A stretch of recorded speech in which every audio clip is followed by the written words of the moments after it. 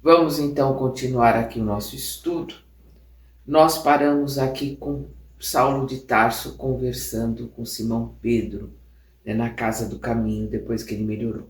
Nós paramos exatamente nesse parágrafo. O convertido de Damasco estava surpreso a mais não poder. Simão apresentava argumentos irretorquíveis. Sua inspiração assombrava-o. À vista do que ocorreu, prosseguiu o ex-pescador serenamente, importa que te vás logo que caia a noite.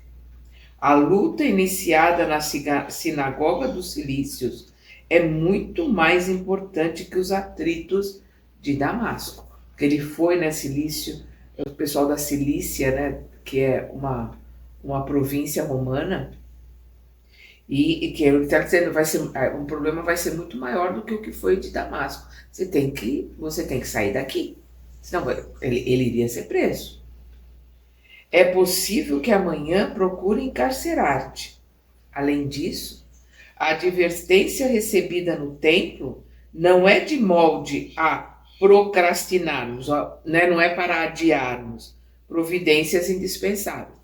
Vamos lembrar que o aviso que ele recebeu no templo, ele achou que fosse a voz de Jesus, mas a gente sabe aqui pela colocação do Emmanuel que a voz que foi Estevão que o alertou que ele tinha que sair ali de Jerusalém. Saulo concordou de boa mente com o alvitre, né, com a ideia, né, com a sugestão.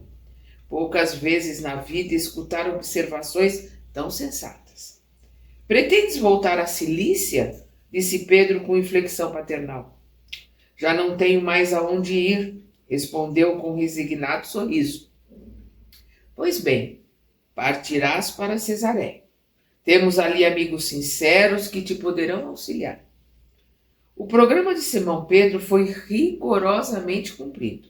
À noite, quando Jerusalém se envolvia em grande silêncio, um cavaleiro humilde transpunha as portas da cidade, na direção dos caminhos que conduziam ao grande porto palestinense, né?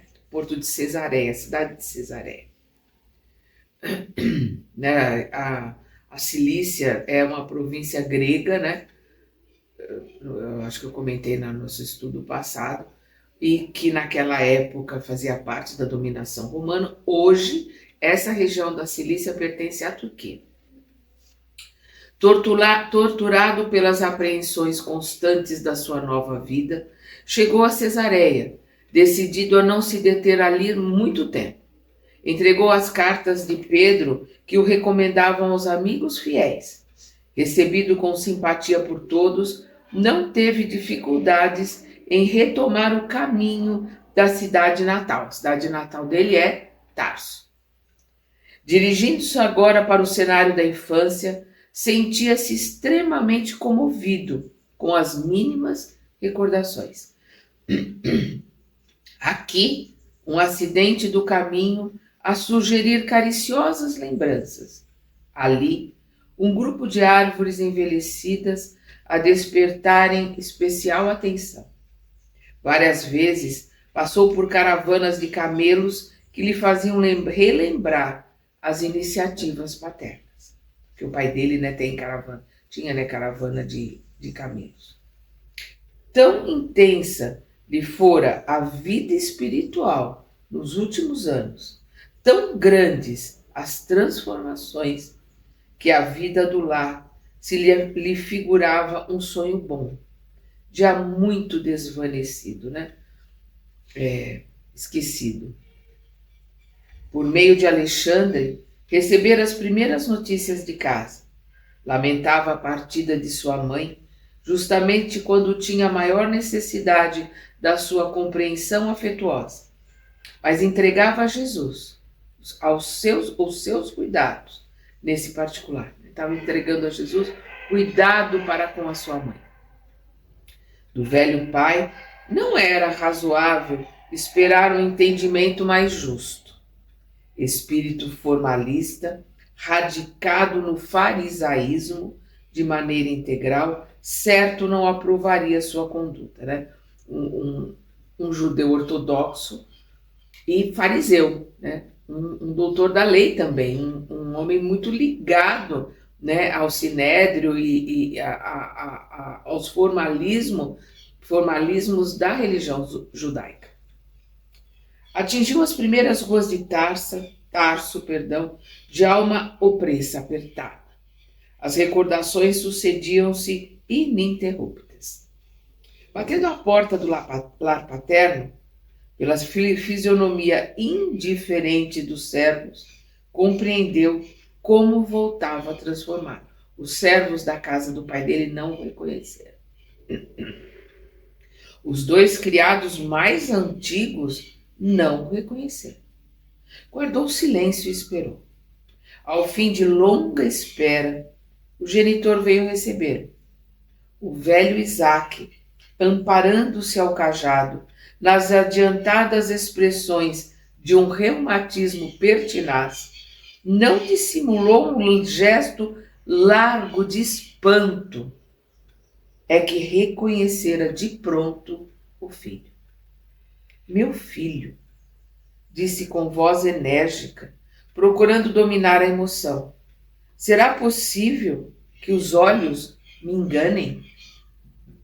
Saulo abraçou-o afetuosamente, dirigindo-se ambos para o interior. Isaque sentou-se e, buscando penetrar o íntimo do filho com um olhar percussiente, interrogou-o em tom de censura. Será que estás mesmo curado? Para o rapaz, tal pergunta era mais um golpe desferido na sua sensibilidade afetiva. Sentia-se cansado, derrotado, desiludido. Necessitava de alento para recomeçar a existência em um idealismo maior. E até o pai o reprovava com perguntas absurdas, né? Perguntando se ele estava curado, se ele nunca esteve doente, né? Achando que o que aconteceu com ele foi um acesso de loucura, né? Como todos colocavam. Ansioso de compreensão, retrucou de maneira comovedora. Meu pai, por piedade, acolhi. Não estive doente, mas sou agora necessitado pelo espírito. Sinto que não poderei reiniciar minha carreira na vida sem algum repouso. Estendei-me vossas mãos. Conhecendo a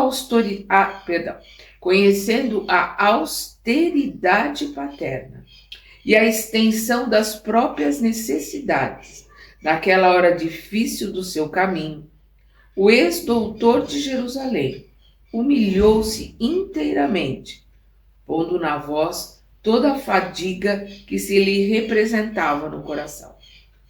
O ancião israelita contemplou-o firme, solene, e sentenciou sem compaixão. Não estivestes doente? Que significa, então, a triste comédia de Damasco?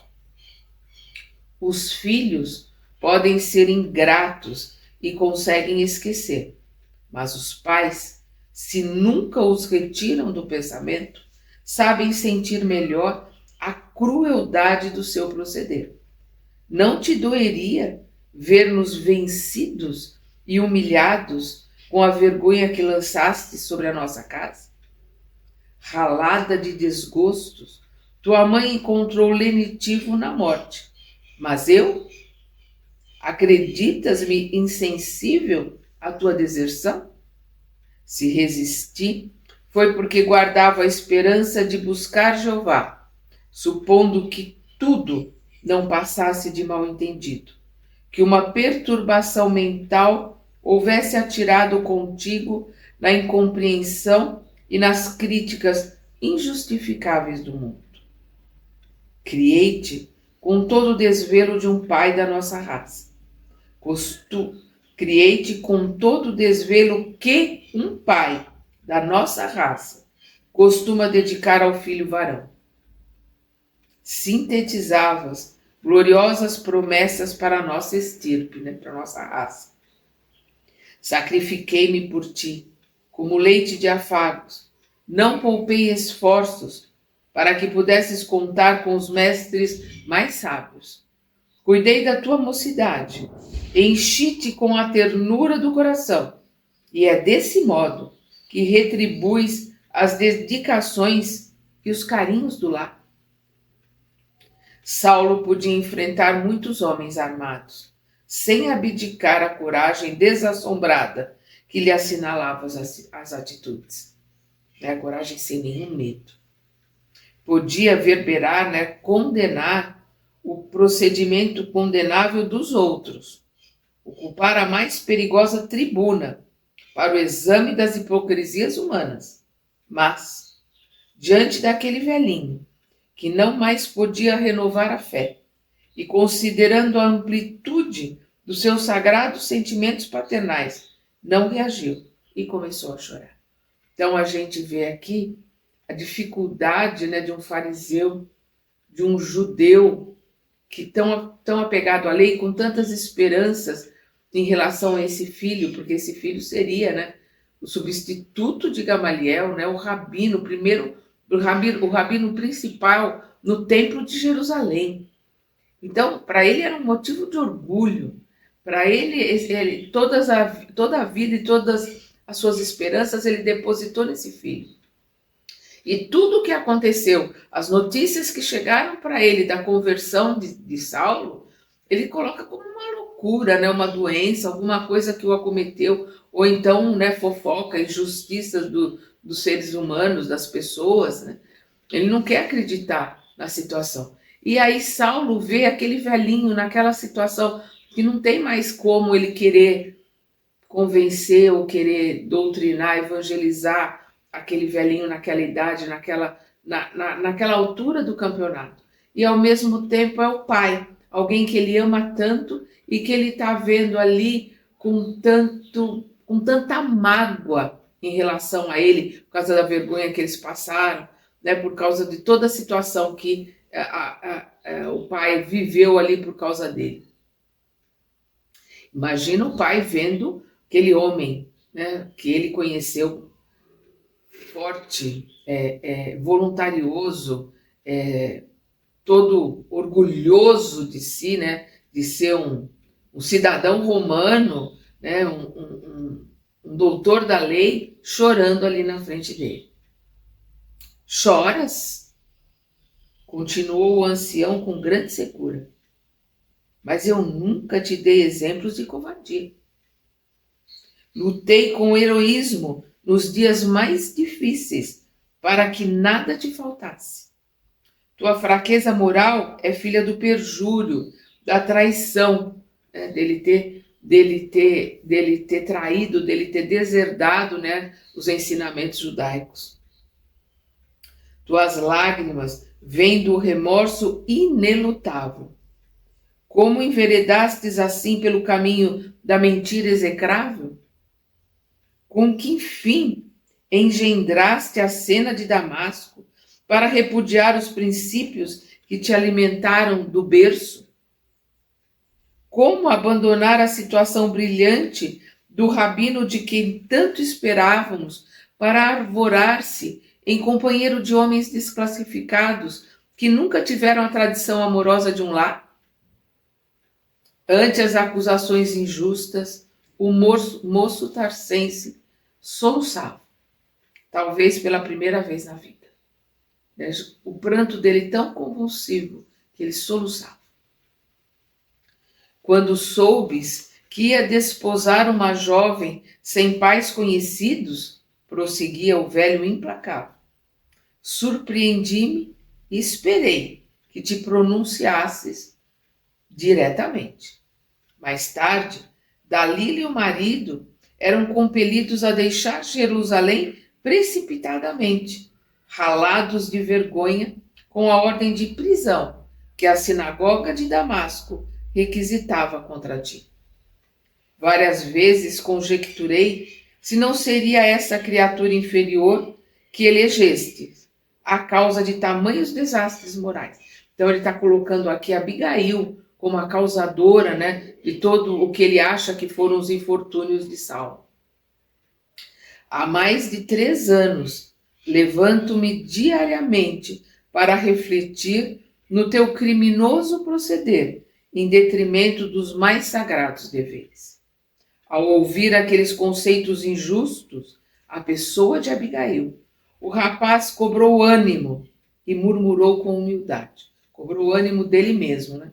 Ele não estava se preocupando em se defender, mas ele tinha que defender Abigail.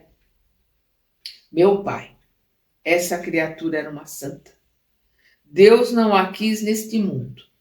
Talvez, se ela ainda vivesse, teria eu o cérebro mais equilibrado para harmonizar a minha nova vida.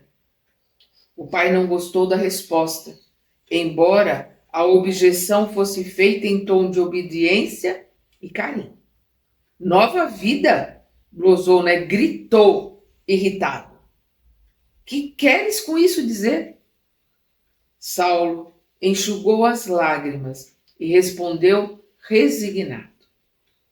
Quero dizer que o episódio de Damasco não foi ilusão e que Jesus reformou minha vida. Não poderias ver em tudo isso rematada loucura? Continuou o pai com espanto. Impossível! Como abandonar o amor da família, as tradições veneráveis do teu nome, as esperanças sagradas dos teus, para seguir um carpinteiro desconhecido? Saulo compreendeu o sofrimento moral do genitor quando assim se exprimia. Teve ímpetos de atirar-se-lhe nos braços amorosos, falar-lhe do Cristo, pronunciar-lhe entendimento real da situação.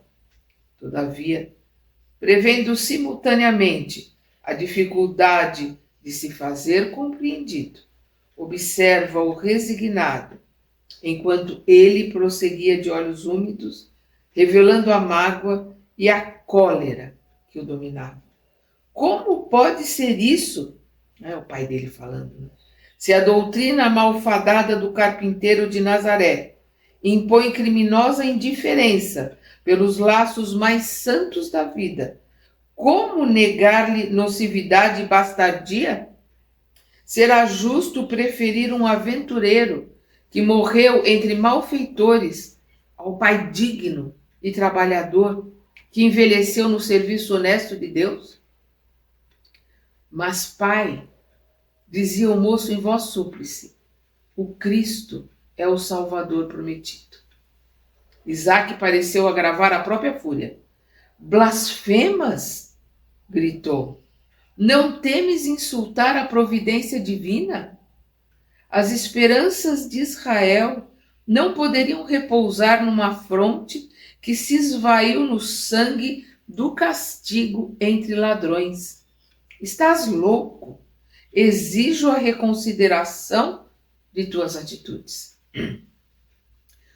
Nós já falamos sobre isso, né? Os hebreus, judeus, estavam esperando um Messias que viria, né, numa carruagem de ouro, cheio de soldados, para tirar os romanos do poder, para colocar os judeus no poder. Era essa a ideia que eles tinham, né, do Messias que viria para colocar o povo escolhido, o povo judeu, né, na maior relevância. E eles estão esperando o Messias até hoje. Enquanto fez uma pausa, o convertido objetou.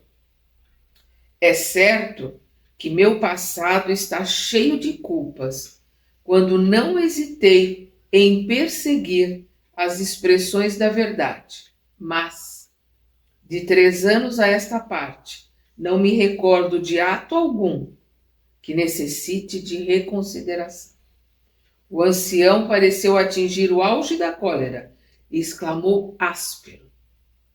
Sinto que as palavras generosas não quadram a tua razão perturbada. Vejo que tenho esperado em vão, para não morrer odiando alguém. Infelizmente, sou obrigado a reconhecer nas tuas atuais decisões um louco ou um criminoso vulgar. Portanto, para que nossas atitudes se definam, peço-te que escolhas em definitivo entre mim e o desprezível carpinteiro. Então ele está colocando ali uma situação para o Saulo, que tinha que escolher entre o pai e Jesus. A voz paternal, ao enunciar semelhante intimativa, era abafada, vacilante, evidenciando profundo sofrimento.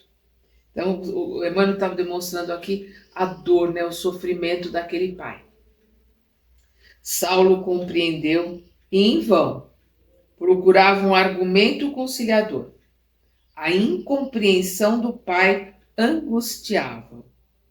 Nunca refletiu tanto e tão intensamente no ensino de Jesus sobre os laços da família. Sentia-se estreitamente ligado ao generoso velhinho. Queria ampará-lo na sua rigidez intelectual, abrandar-lhe a afeição tirânica, mas compreendia as barreiras que se antepunham aos seus desejos sinceros. Sabia com que severidade fora formado o seu próprio caráter. Prejulgando a inutilidade dos apelos afetivos, murmurou entre humilde e ansioso: meu pai, ambos precisamos de Jesus. O velho inflexível endereçou-lhe um olhar austero e retrucou com aspereza: tua escolha está feita. Nada tens a fazer nesta casa. O velhinho estava trêmulo. Via-se-lhe o esforço espiritual para tomar aquela decisão. Criado nas concepções intransigentes da lei de Moisés, Isaque sofria como pai. Entretanto, expulsava o filho, depositário de tantas esperanças, como se cumprisse um dever. O coração amoroso sugeria-lhe piedade, mas o raciocínio do homem, encarcerado nos dogmas implacáveis da raça, abafava-lhe o impulso natural. Então, o Emmanuel está mostrando que no íntimo ele queria, queria ajudar o filho, mas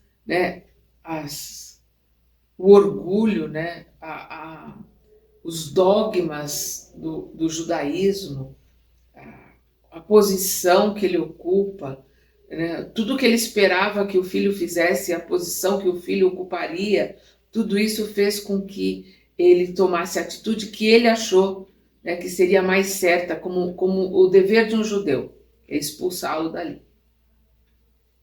Saulo contemplou em atitude silenciosa e suplicante. O lar era a derradeira esperança que ainda lhe restava. Era a última esperança que restava a ele de um conforto, de um repouso, de um lugar para colocar as ideias em dia. Não queria crer na última perda.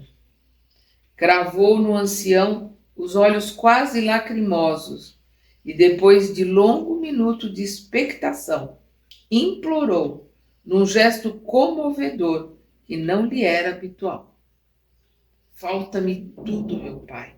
Estou cansado e doente. Não tenho dinheiro algum. Necessito da piedade alheia. E, acentuando a queixa dolorosa, também vós me expulsais. Então, ele ali suplicando ajuda ao pai. A gente vê aqui a mudança, daquele ex-rabino tão orgulhoso e voluntarioso, agora por um homem suplicando ao pai um canto para ficar e um pouco de carinho. Isaque sentiu que a rogativa lhe vibrava no mais íntimo do coração. No entanto, julgando talvez que a energia era mais eficiente que a ternura, no caso, que a energia era mais eficiente que a ternura, respondeu secamente. Então,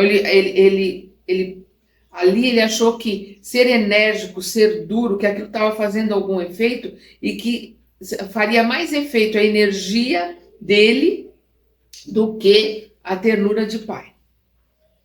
E respondeu secamente: corrige as tuas impressões, porque ninguém te expulsou. Foste tu que voltastes os amigos e os afetos mais puros ao supremo abandono. Foste tu que abandonaste os teus amigos, né, e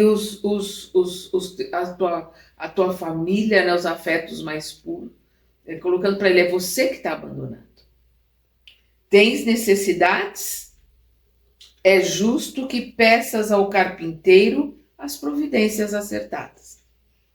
Ele que fez tamanhos absurdos terá poder bastante para valer-te. Imensa dor represou-se no espírito do ex-rabino. As alusões ao Cristo doíam-lhe muito mais que as reprimendas diretas que recebera. Então ele recebeu tudo aquilo, mas o que doeu mais ali foram as colocações que o pai fez em relação ao Cristo. Porque o amor dele ao Cristo já era imenso. Então lhe doeu muito mais ele estar ali ofendendo o Cristo. Sem conseguir refrear a própria angústia, sentiu que lágrimas ardentes rolavam-lhe nas faces queimadas pelo sol do deserto. Nunca experimentara pranto assim amargo.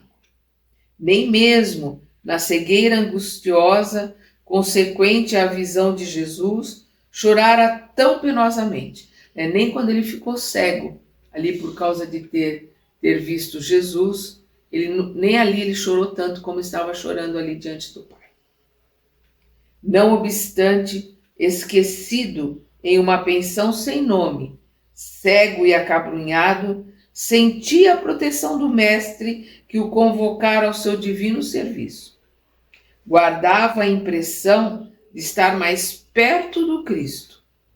Regozijava-se nas dores mais acerbas, mais difíceis, né? Pelo fato de haver recebido às portas de Damasco o seu apelo glorioso e direto, né? Então ele passou bem, ele se regozijava, né? Ele estava bem em passar pelas dificuldades, pelas maiores dores, pelo fato de ter sido escolhido pelo Cristo ali nas portas de Damasco para trabalhar para ele, para levar a sua palavra. Todavia, depois de tudo, procurava em vão apoio nos homens para iniciar a sagrada tarefa. Mas depois de tudo que ele passou, e não foi pouco, né? Nós vemos tudo que ele passou, ele ficou cego, ele precisou fugir lá por cima do muro, ele ficou 3 anos no deserto, passando todas as necessidades. Então, ele passou por tudo isso, e agora ele estava em busca dos homens, né? Em busca dos amigos, em busca da família, para que ele pudesse montar o seu processo, né, de trabalho, de como ele iria trabalhar para o Cristo. Os mais amigos recomendavam-lhe a distância. Por último, ali estava o pai, velho e abastado, né? Velho e rico, a recusar-lhe a mão no instante mais doloroso da vida. Expulsava. Manifestava aversão por suas ideias regeneradoras. Não lhe tolerava a condição de amigo do Cristo. No pranto que lhe borbulhava dos olhos, recordou-se, porém, de Ananias. Quando todos o abandonavam em Damasco, surgira o mensageiro do Mestre, restituindo-lhe o bom ânimo. Então ele começou a pensar em Ananias e quanto Ananias foi significativo ali logo depois, né, da conversão. Porque foi Ananias que fez com que ele voltasse à visão. Foi Ananias que deu-lhe os principais e os melhores conselhos, né, para que ele se instruísse, para que ele aprendesse, para que ele buscasse ter bagagem antes de começar a ensinar. Ele vai procurar Gamaliel, Gamaliel coloca a mesma coisa para ele, que ele tinha que estudar, que ele tinha que meditar, que ele tinha que aprofundar o conhecimento e montar alicerces fortes para o trabalho que ele pretendia fazer, né? Seu pai falara ironicamente dos poderes do Senhor, né? Dos poderes do Mestre. Sim, Jesus não lhe faltaria com os recursos indispensáveis, lançando ao genitor um olhar inovidável, inesquecível, disse humildemente: então, adeus, meu pai. Dizeis bem, porque estou certo de que o Messias não me abandonará. Então aí ele está cutucando de novo o pai, colocando que Jesus é o Messias, coisa que os judeus não aceitam até hoje. A passos indecisos, aproximou-se da porta de saída. Vagou o olhar nevoado de pranto pelos antigos adornos da sala. A poltrona de sua mãe estava na posição habitual. Recordou o tempo em que os olhos maternos liam para ele as primeiras noções da lei, os primeiros ensinamentos da Torá. Julgou divisar-lhe a sombra a lhe acenar com um amoroso sorriso. Jamais experimentara tamanho vácuo no coração. Ele nunca sentira um vazio tão grande no coração dentro dele, recordando ali a infância, vendo ali a casa que ele cresceu, se recordando da mãe. Estava só. Teve receio de si mesmo, ele teve medo pela situação em que ele se encontrava, porquanto jamais se vira em tais conjunturas. Depois da meditação dolorosa, retirou-se em silêncio. Aquela meditação de alguns segundos ali, olhando os móveis, a casa, lembrando da mãe. Retirou-se em silêncio. Olhou indiferente o movimento da rua, como alguém que houvesse perdido todo o interesse de viver. Não dera ainda muitos passos no seu incerto destino, porque ele não sabia nem para onde ir, quando ouviu chamarem-no com insistência. Deteve-se à espera e verificou tratar-se de velho servidor do pai, que corria ao seu encalço. Em poucos instantes, o criado entregava-lhe uma bolsa pesada, exclamando em tom amistoso: vosso pai manda este dinheiro como lembrança. Saulo experimentou no íntimo a revolta do homem velho. E o Emmanuel coloca aqui entre aspas o homem velho. Veio naquele ímpeto de orgulho, de vaidade, ainda os resquícios do homem velho veio à tona ali para Saulo. Então Saulo experimentou no íntimo a revolta do homem velho. Imaginou invocar a própria dignidade para devolver a dádiva humilhante, mandar o dinheiro de volta para o pai. Assim procedendo, ensinaria ao pai que era filho e não mendigo. Dar-lhe-ia uma lição. Aí é o homem velho pensando, o homem velho ali no orgulho. Dar-lhe-ia uma lição, mostraria o valor próprio, mas considerou, ao mesmo tempo, que as provações rigorosas talvez se verificassem com o assentimento de Jesus, para que seu coração ainda voluntarioso, caprichoso, aprendesse a verdadeira humildade. Então ele teve todos esses rompantes do homem velho, aquilo veio à mente dele, mas ele pensou em Jesus. E ele, como o princípio ali do homem novo, ele começou a analisar se tudo aquilo pelo que ele estava passando não estava sendo colocado, com assentimento, com a aprovação, colocado pelo próprio Jesus, para que o seu coração voluntarioso, orgulhoso, ali, caprichoso, aprendesse a verdadeira humildade. Então ele parou e pensou: tudo isto Jesus está colocando no meu caminho para que eu aprenda, para que eu entenda as lições que eu preciso aprender, para que eu me modifique, para que ele aprendesse a ser humilde, coisa que para ele era o mais difícil. É mais difícil para todo mundo, porque o orgulho é o defeito, é a situação mais agravante que nós temos. Orgulho e egoísmo. Orgulho e egoísmo andam de mãos dadas. Vaidade também é o tripé, E com que a gente tem tanta dificuldade no nosso dia a dia, para o nosso melhoramento, é justamente as questões da vaidade, as questões do orgulho.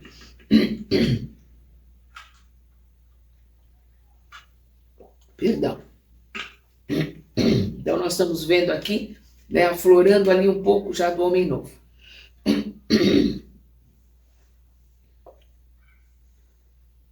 Sentiu que havia vencido muitos tropeços, que se havia mostrado superior em Damasco e em Jerusalém, né? Quando ele foi lá e enfrentou em Damasco Sadoc, os homens que estavam lá em Jerusalém, né? Quando ele vai no templo, quando ele enfrenta todo mundo, que dominara as hostilidades do deserto. Foram 3 anos no deserto, numa vida muito espartana, né? Muito difícil, com carência de tudo, inclusive de pessoas, né? Porque só estava ele, Prisca e Áquila ali no deserto.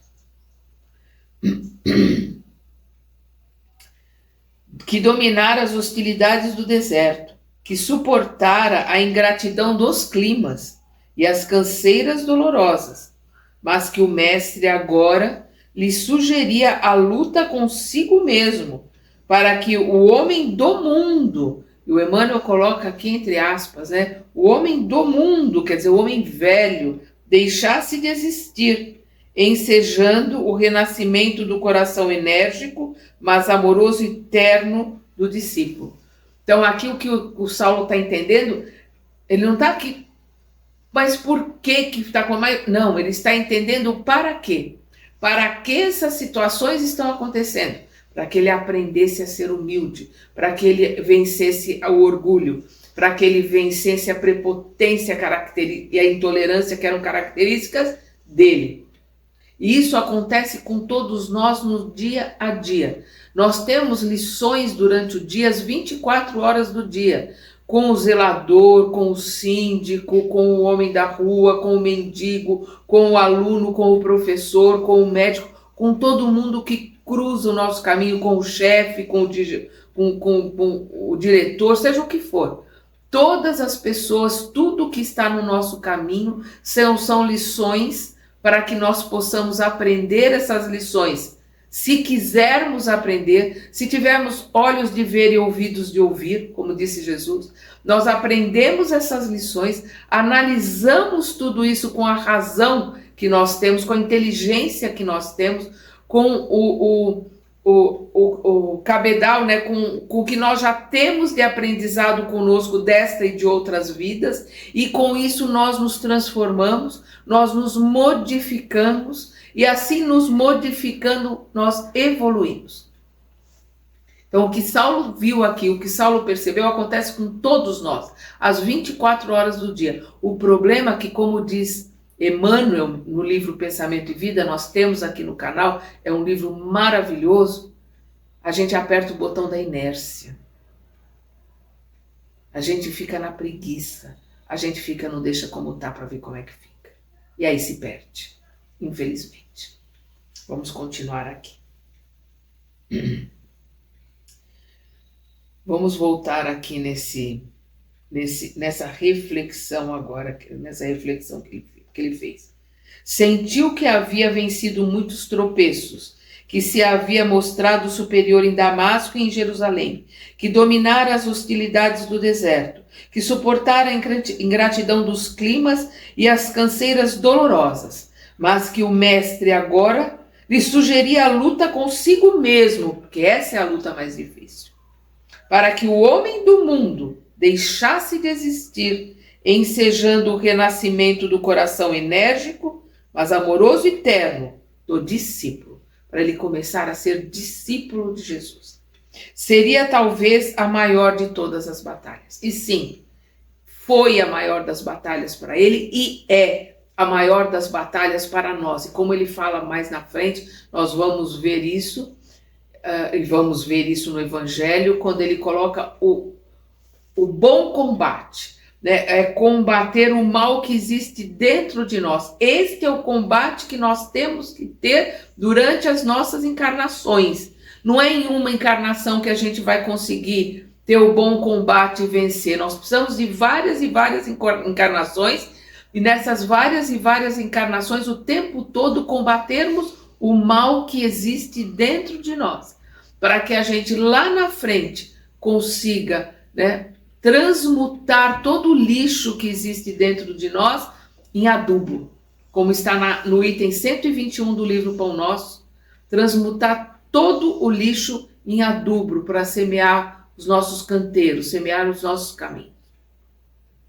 Assim compreendeu em um relance e, buscando vencer-se a si mesmo, tomou a bolsa com resignado sorriso, guardou-a humildemente entre as dobras da túnica, saudou o servo com expressões de agradecimento e disse, esforçando-se por evidenciar alegria, Sinésio, conta meu pai o contentamento que me causou com a sua carinhosa oferta e diga-lhe que rogo a Deus que o ajude.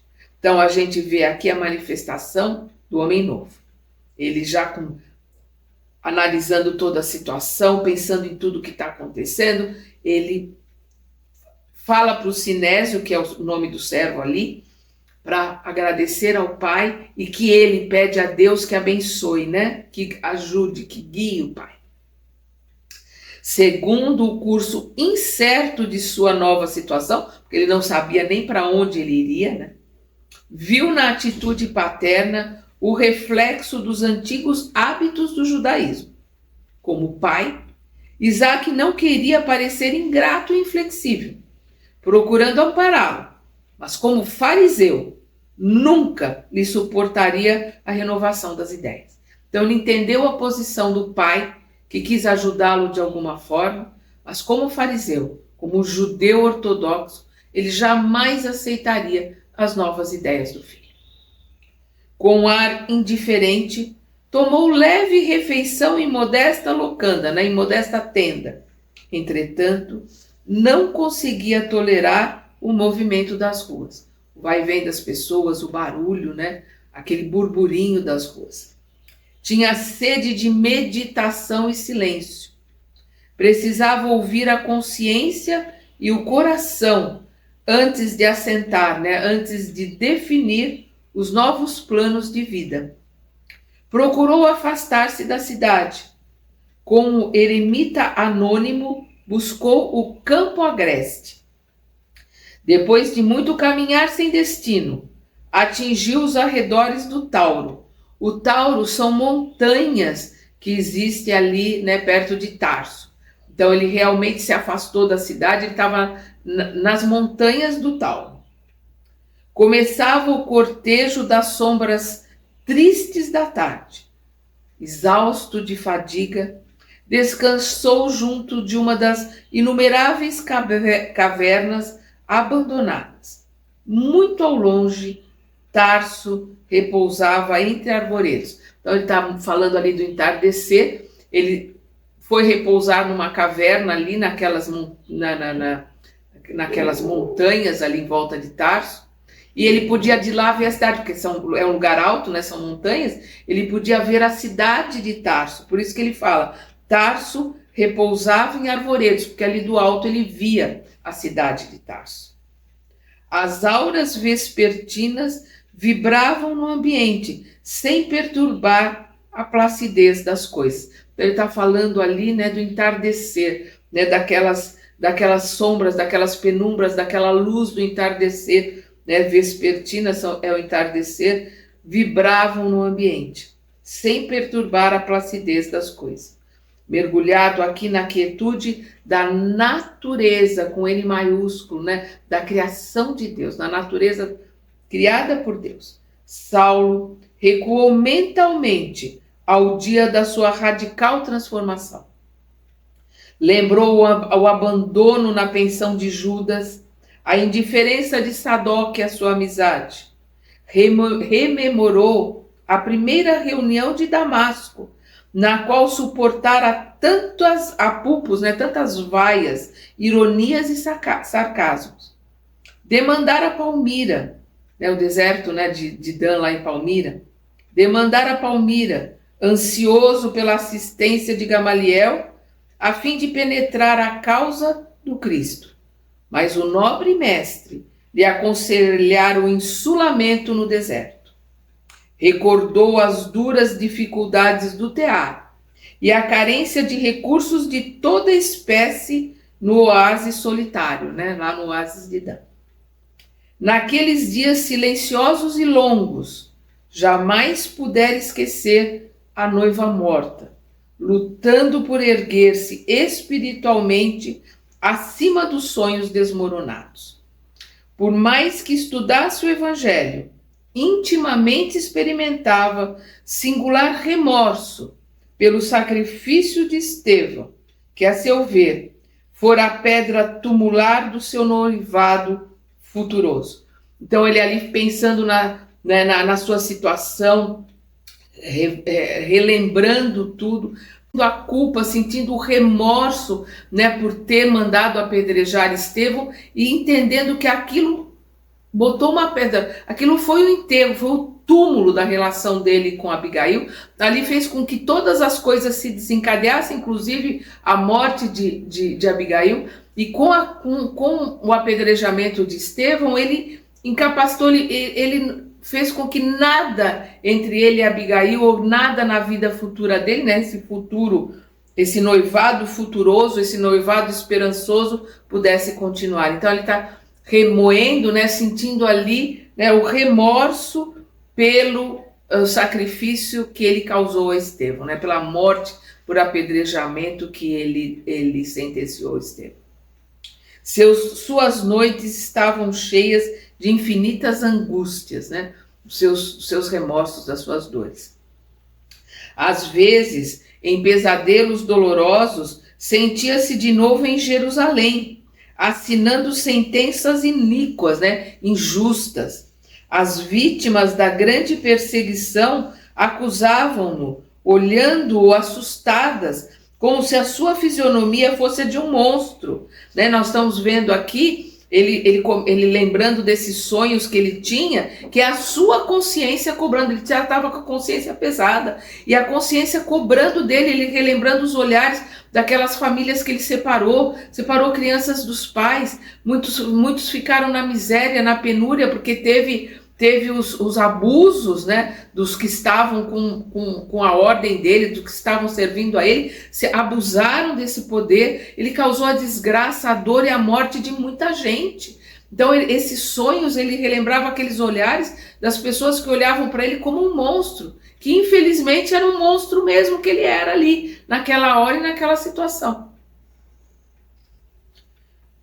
A esperança no Cristo reanimava-lhe o espírito resoluto, porque isso ele era, resoluto, determinado naquilo que ele se punha a fazer. Depois de provas ásperas, deixara a solidão para regressar à vida social. Novamente em Damasco, a sinagoga o recebeu com ameaças. Os amigos de outros tempos, com profunda ironia, lançaram-lhe epítetos cruéis, palavras cruéis.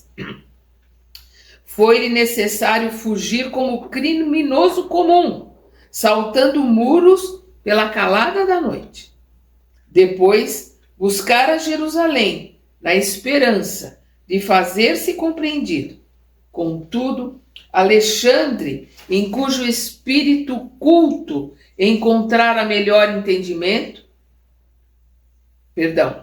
Alexandre, em cujo espírito culto pretendia encontrar melhor entendimento, recebera-o como visionário e mentiroso, como alguém que julga ter uma visão e mentiroso, porque ele não acreditou quando ele disse que Gamaliel tinha se convertido ao Cristo.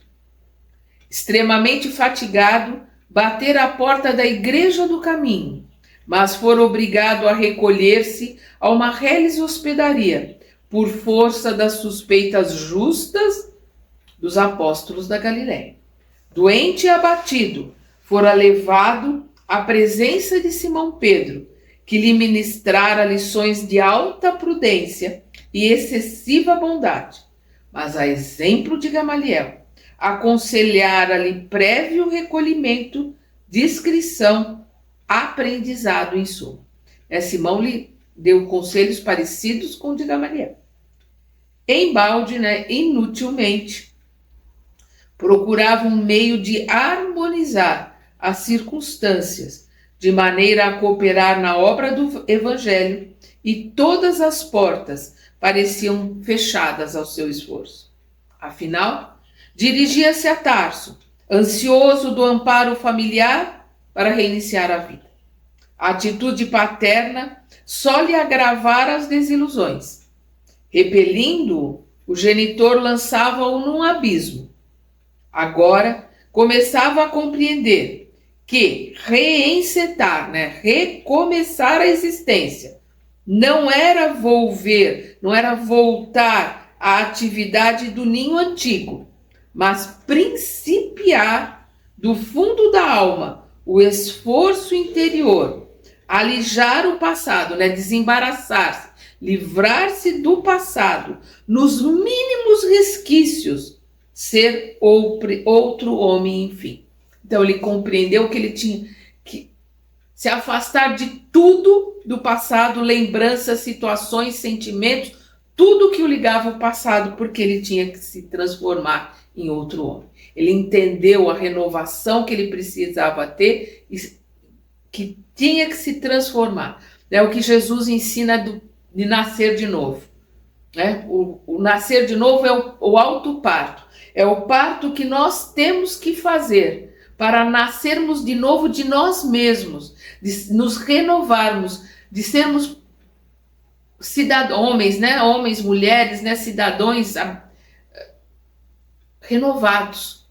A partir de tudo aquilo que nós temos conosco, nós vamos transmutar isso, mudar tudo isso, nos transformarmos para chegarmos um dia à angelitude. Esse é o caminho não só de Saulo, mas é o caminho de todos nós, que todos nós temos que percorrer. O desapego, o se desligar de tudo do homem velho para transmutar e transformar esse homem velho. Compreendi a nova situação, mas não pôde impedir as lágrimas que lhe afloravam copiosas. Quando deu acordo de si, a noite havia fechado de todo. O céu oriental resplandecia de estrelas. Ventos suaves sopravam de longe, refrescando-lhe a fronte encandecida. Estava fervendo a cabeça. Acomodou-se como pôde entre as pedras agrestes, sem coragem de eximir-se ao silêncio da natureza amiga. Não obstante prosseguir no curso de suas amargas reflexões, sentia-se mais calmo. Ele estava mais tranquilo, mais calmo. Confiou ao mestre as preocupações acerbas, aquelas preocupações duras, aquelas preocupações dolorosas que ele estava tendo. Ele confiou ao mestre, ele entregou ao mestre. Pediu o remédio da sua misericórdia. Pediu ao mestre, misericórdia, pediu o remédio da misericórdia do mestre. E procurou manter-se em repouso. Após a prece ardente, cessou de chorar, figurando-se-lhe que uma força superior e invisível lhe balsamizava as chagas da alma opressa, oprimida, apertada. Então, depois de pedir ajuda ao mestre, depois de fazer uma prece, ele se acalmou, se tranquilizou, se sentiu balsamizado, se sentiu abençoado, se sentiu calmo, se sentiu tranquilo. E nós vamos ver que ele vai sentindo o sono começar chegando o sono, e a gente vai ver que ele vai adormecer ali nessa caverna. E nós vamos continuar no nosso próximo estudo. Até lá!